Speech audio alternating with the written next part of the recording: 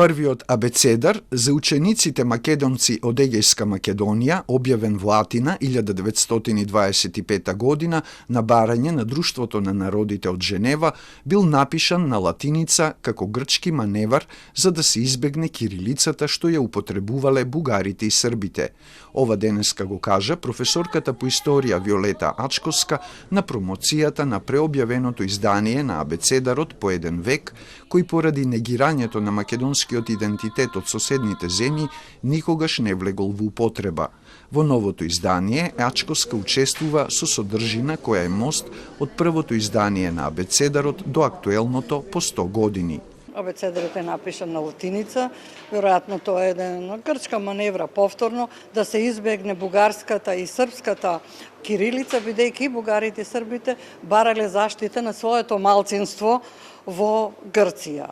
А грците тврделе дека не се работи нити за бугарско, нити за српско малцинство, туку за автохтоно славоговорно население, како што тоа го викале, бидејќи одбегнувале до употреба некаков епитет македонски.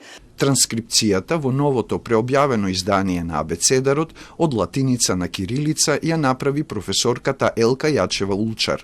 Според неа, во оригиналот од пред 100 години се користел дијалект што во творештвото го применувал Крсте Мисирков. Неговата основа е од западниот дел на леринско-битолските говори, а акцентот е на третиот слог од крајот на зборовите. Првото издание го направила тричлена комисија делегирана од грчката влада во состав Лазару, Папазахарију и Сагиаксис. Тие добро ја познавале славистиката, кажа Јачева Улчар.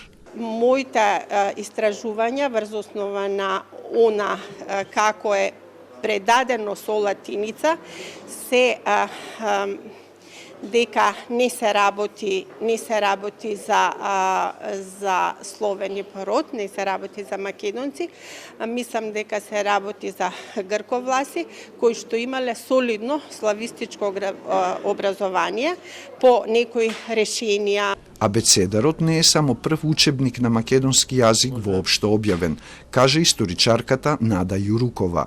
Ова е првиот буквар на македонски јазик за децата македончиња од Егејскиот дел на Македонија. Ова е едно навистина многу важно, уникатно издание.